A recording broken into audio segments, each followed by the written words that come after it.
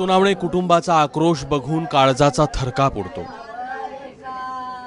15 वर्षांचा कोवळा मुलगा गमावल्यानं आई बापाचं आयुष्य उद्ध्वस्त झालंय।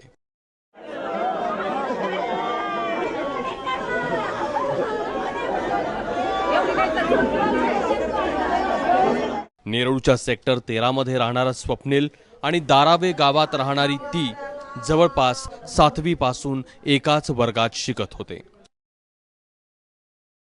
कोवळ्या वयात आकर्षणामुळे दोघे जवळ आले, प्रेमात पडले।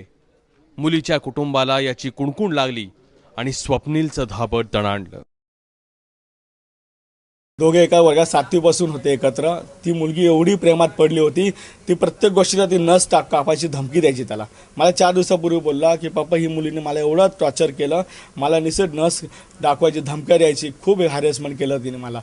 तर मी म्हटलं ठीक आहे। मग मी 6 वाजता काल मला कॉलेज मी सुट्टी घेतली मुलाचं हे प्रकरण घडल्यामुळे। पहिला दिवस कॉलेजचा मी त्याला कॉलेजमध्ये सोडलं आणलं आणि त्याला 6 वाजता पोलीस चौकीत नेलं FIR करायला।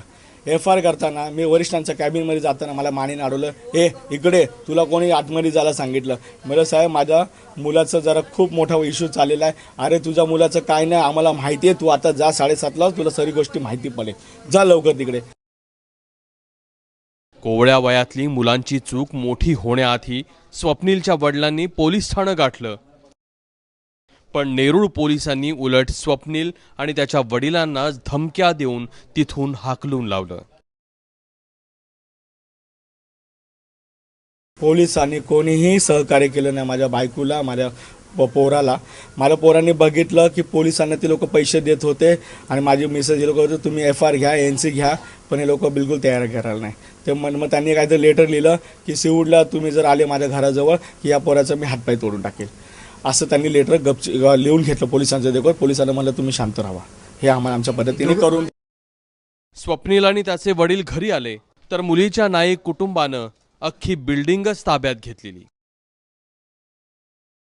मुलीचे वडील, आई, भाऊ सगळ्यांनी मिळून स्वप्नील आणि त्याच्या कुटुंबियांना बेदम मारहाण केली। त्यांनी किडनॅप केलं साहेब। त्यांनी प्रत्येकाने आम्हाला टॉर्चर करून तसून आम्हाला घरापर्यंत नेलं आणि बोलले की घर घ्या तुम्ही पाया पडा की आम्ही तुम्हाला सोडून देऊ। आम्ही माझा मुलगा पाया पडायला गेला तर त्याच्या बापाने लात मारली साहेब अवघ्या ठिकाणी, त्याचा तो पळाला। त्याचा पाठीवर आम्ही पळाला, चौकामध्ये आलो, त्यांनी मुलाला 2-3 फायटे मारला, तो खाली पडला। मी त्याच्या अंगावरती पडलो, माझी बायको पण। सरी लोक बघतात कुत्र्यावाने मारलं माझ्या बायकोला, मला आणि माझा मुलगा मृत तिथं पडलेला।